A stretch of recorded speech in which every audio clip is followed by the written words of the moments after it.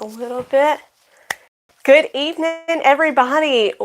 I'm glad that you can join me, Jessie with Living on Our Prayer Flower Farm. Hope you're all having a great Friday.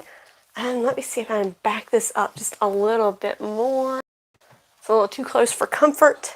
There we go. Once again, hope you're all having a great Friday. Don't know if you could tell by the thumbnail, but I'm dreaming of greenhouses. Especially right now, we should be nice and cool out here in December, but it's a nice toasty 80 degrees. It is 80 degrees here in North Louisiana, Zone 8B, which is not normal for us. We're normally in the 50s or 40s. So this is kind of weird right now, and I'm kind of scared for my bulbs that I just put in. I'm a little scared for all those tulips. I'm scared it's going to be too warm for them. But here's hoping that it all turns out okay. Let's see. Can someone say hi? Let me see if the live chat. There we go. Hey, Pinky. What type of flower food preservatives I use? I just use the Clearol, Crystal, I think is what I use for my flower food, for my cut flowers. Hi! It disappeared. How do I bring it back? First snow of the season starting tonight. Hey, Andy. Hey, Lisa. Yeah, it's 80 degrees here. 80! It's really crazy here in Norway. Oh my goodness. First frost in Norway. Beautiful. But I'm dreaming of greenhouses. Oh my goodness. I know where my greenhouse is going to go when I get one. And I know what I want. Checking in from North Central Florida. Hey, Ahava. I hope I said that right. I'm sorry. I'm terrible with words. But I would like to go with a Yoder-built greenhouse. They are pre-built greenhouses. They make them and they just bring them to you. I've already picked out, hey, Laura, the one that I would love to have. It's going to be a 12 by 20 greenhouse with double Dutch doors on both ends and an island and shelves, electricity, and some windows that open. 70 here on Thursday. Ugh. Good. Yeah, I really would love a greenhouse, but if I'm going to buy a greenhouse, I want to get what I want. I want to get something that will last me, that I would be okay with. So I'm just going to adjust this camera. I feel like I'm a little high for you guys. Might be too low. Too low. Just bear with me.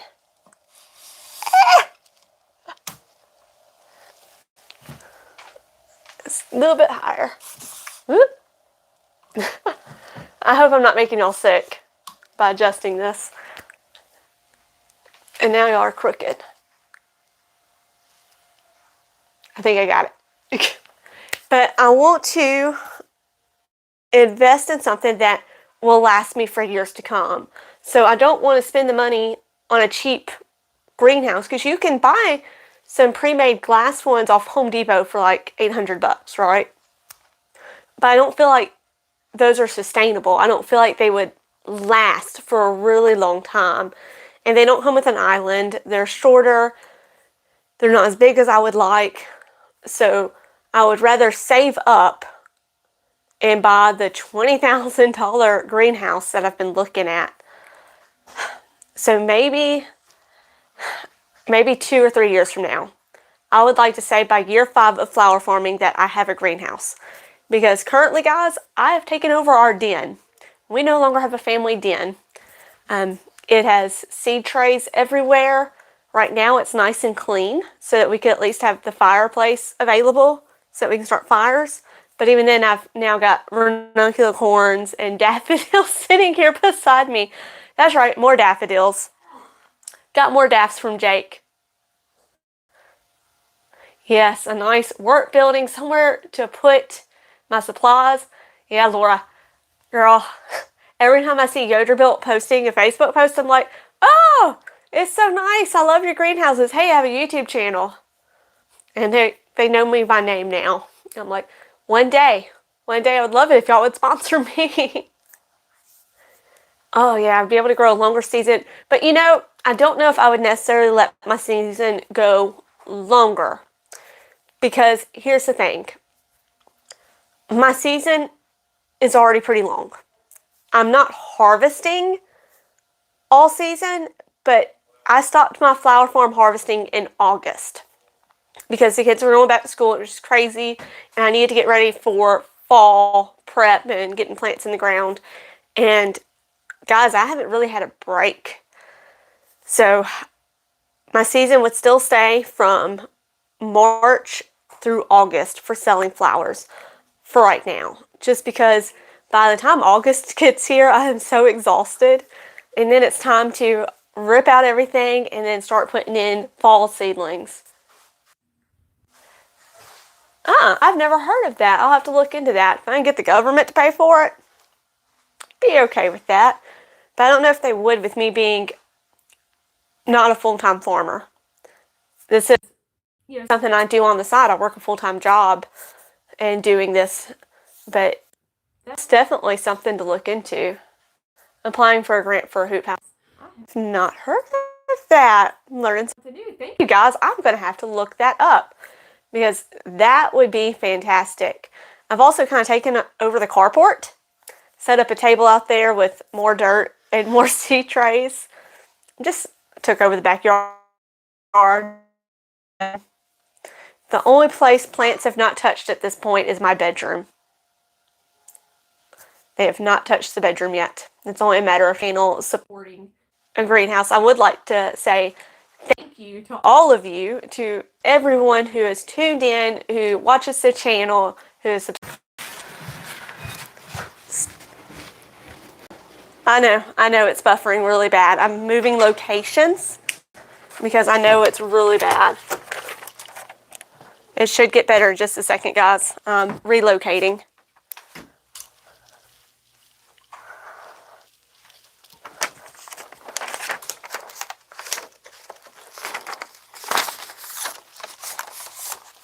How's that?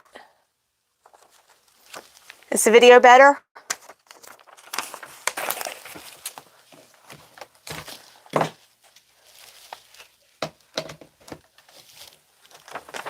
Much better.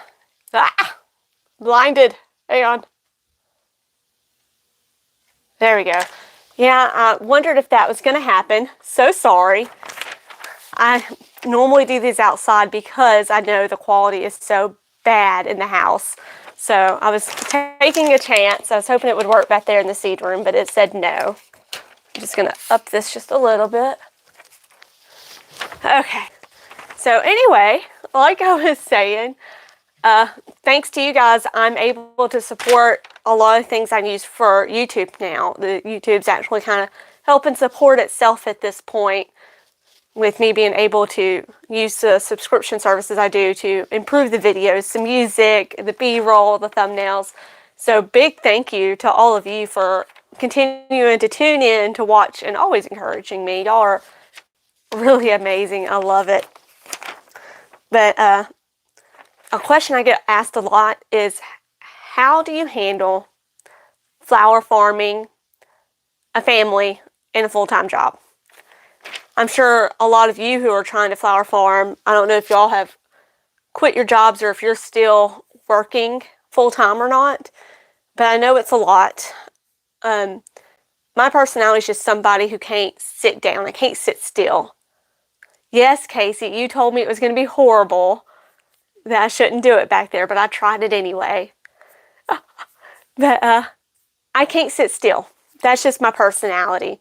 I've tried several businesses while working my full-time job. I had a bridal business called the Smart Bridal Boutique, where I sold previously loved dresses, while we had a full-time farm with dairy goats and a regular full-time job and 2 young kids.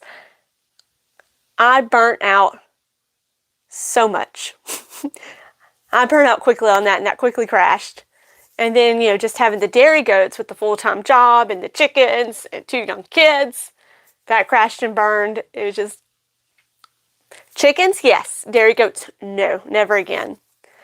So then I sewed. I used to make quilts for people. And when we moved, I lost my sewing room. And for a while, I just sat in a recliner and just kind of watched TV, which is fine every once in a while. But I was doing it day after day, hours on end, and I just wasn't happy. And flower farming has really brought me back to life and given me that drive again. So even though it's a lot of work, what I've learned is I love it and it's worth it to do that work. I read an article that a flower farmer wrote on Facebook on one of the flower farmer page. He said, you're learning what you can juggle. You're juggling the farm life and you're juggling your full-time job and your family. And what you're learning is which balls are made of plastic, which ones can you drop and it be okay. I know now that my flower farming and YouTube, they're plastic. If I drop them a little bit, they're going to be okay. I may lose some money, I may lose a few flowers, but ultimately, flower farming and YouTube is going to be okay if it falls. It's okay. But flower farming, with your experience, maybe you can build a bridal flower business, maybe. But I've learned that family and my full-time job, those are glass. Those I do have to maintain and put all my energy into because I don't want to drop those. So that's how I do all of this. And that's how I'm sure you do all of it, is you're juggling this and you're just figuring out what works. You're getting it into your schedule. My weekly schedule is I wake up around 5 a.m., sometimes 5:30. I get dressed for work, and then I work on my YouTube channel. Then I take the kids to school, come back home, work on the YouTube channel, go to my full-time job, come home, and then I don't do anything else with YouTube for the rest of the night. On the weekends, I'm out there harvesting and recording for the YouTube channel. And that's how I've been able to balance, is at night I'm with my family, weekends, and some of the evenings, once we get back into market season will be spent out there flower farming. The YouTube channel, I try to only edit in the mornings, or I would be stuck at my computer all the time because it's time consuming, guys. But I love it, and it's so neat to see what you can do and how much I've grown in my editing, and then to see your responses and how much y'all enjoy the videos. The alliums was a pretty short video, wasn't it? But y'all always answer my polls, and I'm so thankful that y'all do when I ask questions on the community. I'm trying to figure out how to best serve you and what you like. So I was very happy when you responded that, it was 50-50 really on experience, show project by project or show it all at once. So I'm glad y'all voted. Thank y'all so much for that.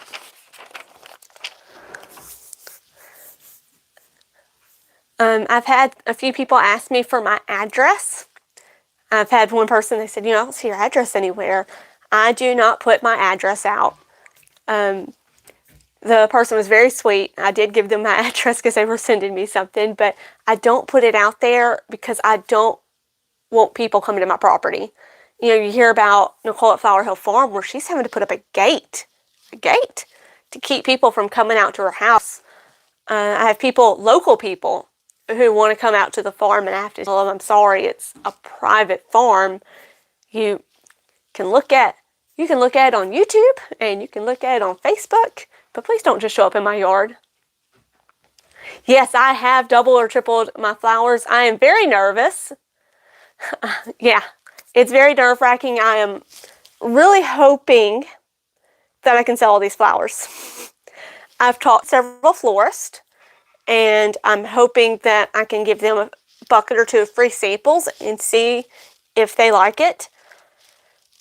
I'm looking forward to having the abundance at the farmer's market, and man, isn't that going to be some beautiful YouTube footage and Instagram pictures. But I'm really hoping I can sell them because that's what really makes the money, is selling the flowers. We'll see. Yeah, I got real confident this year. Real confident because I have tripled what I did last year. On the bright side, I have my retail florist license now, so I can legally sell flowers in my state now. So there's no, oh no, I can't sell flowers because I'm not legal. Been told no business at home or selling from home. Oh, yeah. Well, yeah, you want to keep your home separate. Because when you start having people I've always lived in the country, guys. I've never really had neighbors. And I couldn't imagine living in a suburban area where people can see me when I walk out my back or front yard. And the thought of people just showing up at my house, ugh. Does that include transplants? I need more detail, Lisa. The double and triple, is that what you mean? Transplants? Just plants in general, I have doubled and tripled what I was growing last year. I've expanded so much. I've got 50 yarrow plants in. The license, yes, it allows me to arrange flowers. I cannot sell seedlings to people, if that's what you mean. I can't sell people live plants. I can sell the cut flowers.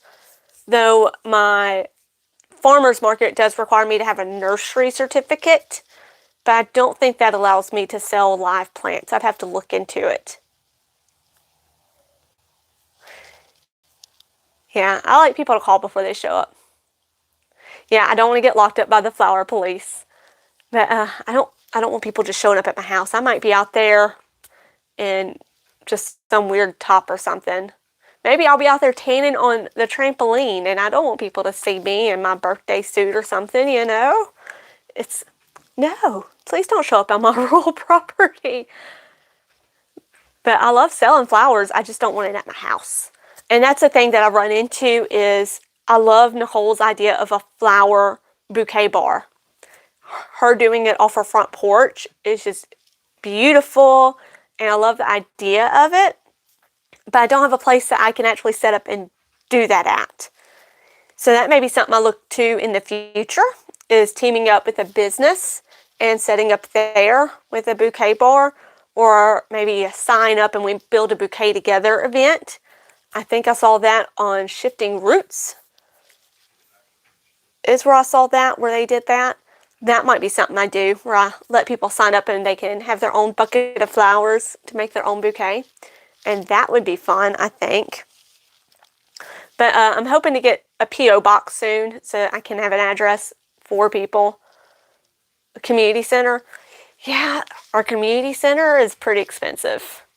It's like $1,000 to rent for a day. I'm just not up to that scale yet. And I'm not confident that I would be able to make enough to be reimbursed for that. I'm still getting my name out there. There's a lot of people who really don't know who I am in my community yet. So once I do have tulips and I do have flowers available, I'll start doing some more giveaways. If you are just starting out selling flowers, that is the way to go. Social media, do some giveaways. Get your name out there. So you'll have to share my status and tag me in it, or do something, make it public where I can see that they shared it, and tag a friend. And I'll give away like a $20 bouquet, or maybe if I do a CSA, I'm still deciding if I'm going to do a tulip CSA, I'll do a giveaway for that, and that'll get my name out there more. Yeah, you had to help them a lot when you did the bouquet bar.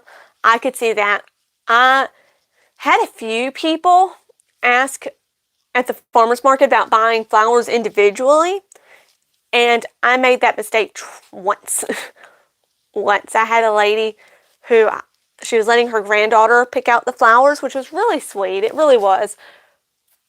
But I was a one-man show, and I've got people wanting to buy flowers from me, but I'm stuck holding these flowers for this little girl putting together her bouquet and telling her what she wanted. So I don't think I'll do that this year. If anything, I'll do single stem sunflowers for the ginormous sunflowers, but no more single stems. Those that I bring will only be to make bouquets while I'm there. So No more single stems. That's just didn't work. And you're right. A lot of them would need help. So I would think I'd have to be an all bouquet bar with somebody there to just kind of help check out people. I don't know. I'm really glad that I'm able to watch Nicole Flower Hill Farm and watch her grow through as she navigates the systems, because she's 3 years ahead of me. So it's really nice to grow and see somebody else who's already been through this and be able to learn from what they've done. So I'm helping you by showing you what all I've gone through if you're brand new. But I take a lot of inspiration from her and Serena with You Can't Eat the Grass, learning what they've done, what they've been through, and then applying it to myself and my own community. And then listen to a lot of Lisa Mason Ziegler. If any of you are Southern growers, cool flowers, Lisa Mason Ziegler, go look up the Gardener's Workshop on Facebook. And she does lives a lot where she does Ask a Flower Farmer. And it's just a wealth of information. I think maybe next year I'll finally sign up for one of her classes and take one of her courses. I know Nicole at Flower Hill Farm talks a lot about her course and gives it a lot of praise. So I think I may finally bite the bullet and sign up for a flower farming class. Probably would have saved me a lot of money if I would have done that in the beginning, but where's the fun if you don't experiment and learn your own way, right? Okay. Yes, Shifting Roots. Okay. Yes, I like to watch her Highland Wilderness Stable and Tours. Shifting Roots is another good one, especially if you are in a colder climate. I believe, she's in Canada, and she goes over the business side as well, and she grows flowers in her backyard. So I do like to watch her, even though she's completely out of my zone. Yeah. Oh, thank you, Andy. I'm glad I'm helping you. Yes, Shifting Roots is a great one to watch. Another one that I like to watch is North Lawn Flower Farm with Nicole. So if you're, not Nicole, Danielle, where she actually grows them in her landscape. And every time I watch Danielle's videos, I get a little jealous, a little green with envy, because she's able to grow all these in her landscape. And I'm over here like, I can only grow in rows. I hope to one day have just a beautiful garden landscape like she does, or like Laura from Garden Answer. Lisa's only about 3 hours away. Taking one now. Oh, awesome. Let me know how you like the class, Andy. What all you learned. Let me know. Let me know if it was worth every penny, because maybe I'll sign up next year for it. I can't do has anybody ever taken the Floret class? Anybody watching? Have y'all taken the Floret course? I've looked at it. I did apply for the scholarship for it. I did not get a scholarship, though I did get a discount, but still, just the price of it, I just wasn't ready to take that leap. And I've got her books, and I do feel like a lot of stuff we learn through YouTube or experience, but one day I'll take that class and make that step. So one thing that I'm ready and very excited to come in are gladiolas. Just ordered all my new Dahlia tubers today as a personal Christmas present to yourself. There you go. I hope you got a lot of them. I only ordered a few dahlias, more than what I did last year, because dahlias and me don't get along very well, but I ordered a few more dahlias this year. I ordered a lot of the ball-shaped dahlias, because I think that they would work better in the bouquets. Some yellows, pinks, I think an orange, maybe a red. I think I ordered 30 total is what I got. And I'm really excited to try growing those. Buffering again? Oh, Lisa, I should be fine. Let's see. Yeah, my signal's good. This time it's not me. Yes, Floret's class is very expensive. Ball shape usually hold up longer. That's good to know. Yeah, dahlias intimidate me. I'm going to be honest. They really intimidate me. They're a lot of work, yep, to put up. You've got to have the T-post, the netting. But I'm really kind of leaning forward towards the flower guy, Alex. If any of you follow the flower guy on YouTube, he loves to grow dahlias. And I don't know if you've watched the selling for wholesale versus farmers market video that we did together. But you can see the clips. I mean, his field is just full of dahlias, and it's absolutely gorgeous. And I'm really hoping to lean into him and follow his journey a little bit more to learn about dahlias and how he grows them.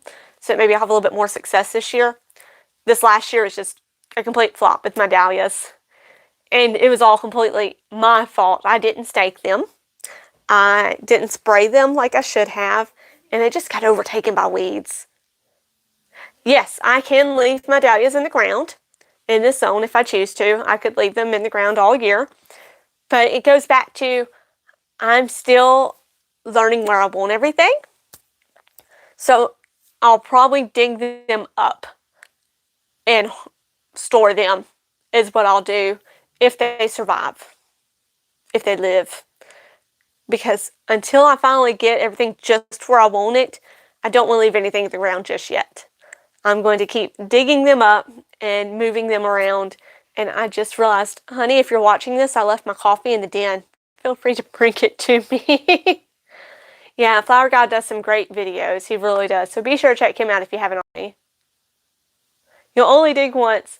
Yeah, only dig once, but I want to get everything in its own permanent spot.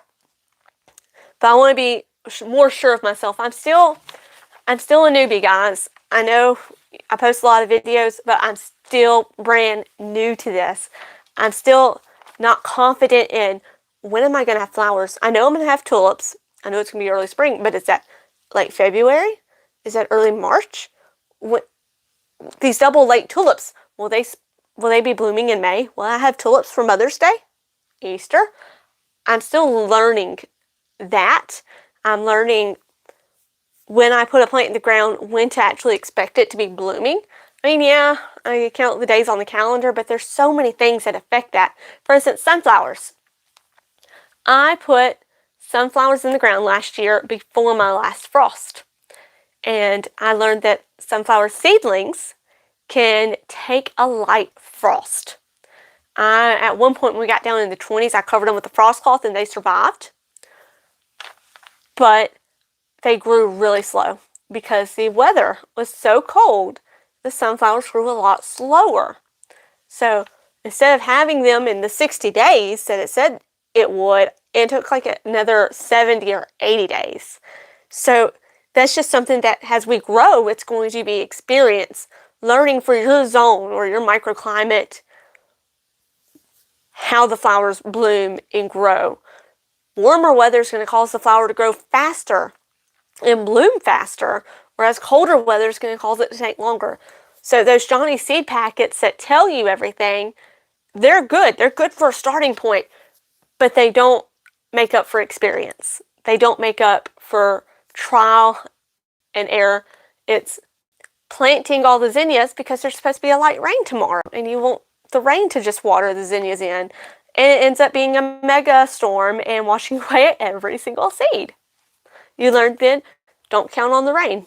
Do it on a nice sunny week and water them yourself. And then once they get seeded, then it's fine. It's fine if you have a giant mega storm. It's experience. And that's one thing that you just have to learn. And I'm so excited to just continue to learn. And you go, maybe one day I'll be completely confident. And that's what holds me up on the CSA. I'm still toying with the idea of doing a CSA for my tulips. Just because I won't have that many flowers at first, probably to take to the market. I don't know when any of these blooms are coming, guys. I don't know when my alliums are going to bloom. I don't know when my ranunculus are going to bloom. I don't know when the anemones are going to bloom. I've never grew them before. So one thing I learned from last year was that tulips can be early, mid-season, or late. So I made sure this year to order all 3 groups of tulips. So with alliums and ranunculus, I'm not really sure of their bloom times. I don't think my ranunculus bloomed at the same time as my tulips last year. I don't, but I also got them in late, and I had a lot of deer issues. So that's something, that's why I don't invest in perennials. Though Okay, I did make an investment in one plant that I can leave in the ground and have it come back and it'll grow better. You want to know what I bought? Well, ordered? I'm so excited. Dave Austin roses. I ordered 4 roses. I do know where they're going. They're not going in the farm. They're going to go in an area off to the side where they can stay in the ground and grow. I got the Olivia rose, which is that gorgeous pink English shrub rose. I ordered 2 of them because they're just so gorgeous. Lady of Charlotte, which is like this beautiful orange one. And yes, I need to write it. I need to write them down on the calendar. I need a planner. Actually, I just need somebody to write it down for me because I say I'm going to do it and then I don't do it. And I ordered 1 other yellow rose from them. But I would like to say I'm an organized person and that I'm a planner. I have a good friend of mine who they live with planners. Caitlin, if you're watching this, I'm talking about you too. They write everything down in this planner and everything's organized. I tried. That's not me. I spend hours making these spreadsheets in Excel to how my flower farm is going to be laid out and what I'm going to put here and where I'm going to put there. And I'm going to write down when everything blooms and when I put it in. Good intentions, never actually do it. I look at the spreadsheet maybe once and then it's just out the window. And I'll do it again next year. I'll make a giant spreadsheet of where everything's going to go and how many I'm going to plant, and then I'll throw it out the window. Do as I do, not as I say. Yeah. One day maybe I'll follow the spreadsheet. I wish I wrote everything. I'm going to make a better effort this year. Hold me to it, Hava. Hold me to it. Ask me in these videos, did you write it down, Jessie? Do you know when they bloomed, what day they bloomed, when did you plant it? And maybe I'll be better at it. Because I do. If I'm going to continue this flower farm business, I need to know when these bloomed and have a better idea of just, I think it was April. It's not going to work. It's not going to work when I want to sell to florists and have florists buying flowers for me. If they call me and say, I need 20 tulips for blah, blah, we have them. I need to be able to confidently say, yes, I'll have those tulips. That's not how it's going right now. But it will be. I just, set off with the best of intentions. And then you just throw it out the window. Facebook photos are great for that. Yes, it is. And I've been going back and looking at my photos. And I'm kicking myself. Okay, I'm kicking myself. Because I did not take that many photos last year when I had tulips. Or of my ranunculus. I took a few photos of arrangements I did, but not of them actually blooming. And I wish I would have. All right, so for those of you who are just joining, the greenhouse I would like to get is called a Yoder-built greenhouse. It's a wooden greenhouse that is pre-built. It's a manufactured greenhouse. It's pre-built, and they bring it out to you once they build it. I want a 12 by 20 foot greenhouse with Dutch doors on both ends that I can open up, and I want a nice island in the middle and shelving everywhere. I want a Laura greenhouse, not the Hartley, the one that she had worked in originally, something like that. And it would be a big investment, and I'm hoping maybe by year 5 to be able to do that. And it would have electric, and it would be awesome. I don't have a picture. It's online. Yoder built greenhouses. YOLDER built greenhouses. It's a website. I think they're based in Tennessee or Arkansas. If I could use my phone to show you, I would, but I record everything with my phone, so I can't show you a picture of it. I'm sorry. That's next on the YouTube list. I'm saving up for a camera so that I don't have to use my phone for all the YouTube videos or the lives. I'll be able to use the camera, and then I can show you the pictures on the phone. That'll happen one day, I promise. One day. You live in Tennessee? Yep, I think they have a facility in Tennessee. So you would be able to order from them and they'll deliver it right to your house. They're really strongly built. They also have a Facebook page and a YouTube channel, I believe, and they're nice. Oh my goodness, they are so nice. And in my opinion, they're affordable. Keep a planner next to your bed, it works. You think so, Lisa? Maybe I'll try that then. My big planner is Google Calendars. I use Google Calendars for everything. My work schedule, my family life, flower farming, it all goes in the Google Calendar and it beeps at me and reminds me of everything. Because I can't remember things these days. It's so full of flowers. Are y'all excited for Christmas? Are you giving anybody the gift of seeds or gardening gifts for Christmas? I'm really hoping that I get some garden gloves or some compost for Christmas. That's what I told my family that I would like is black cow compost and some gardening gloves.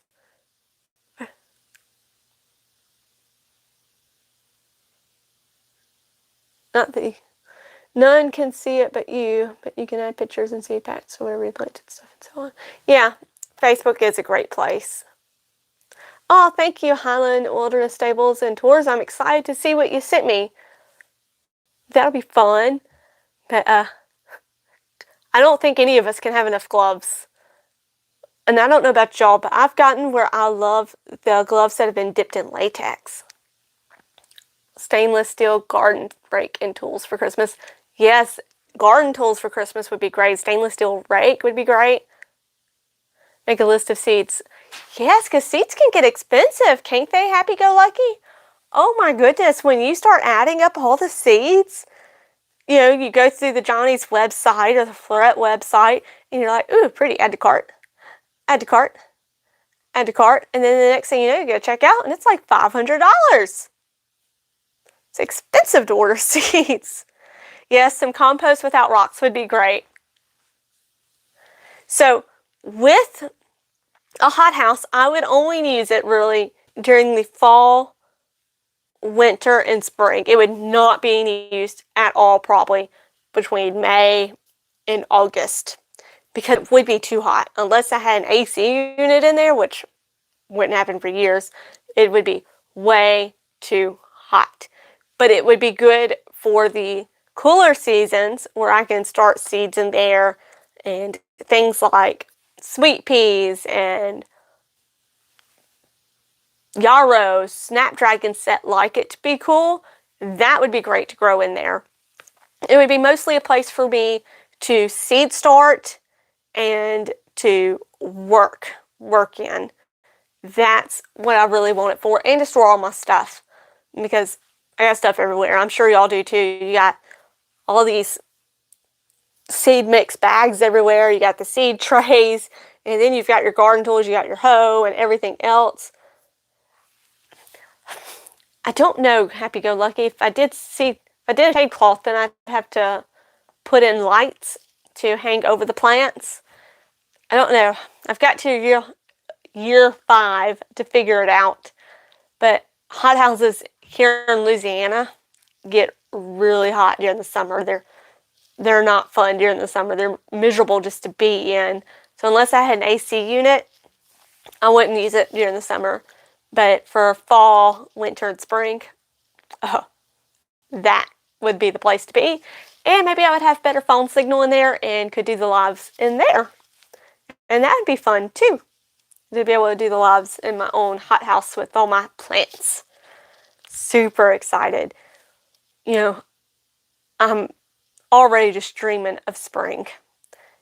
It's one of those things where I'm ready for spring to be here, to have all the beauty of spring.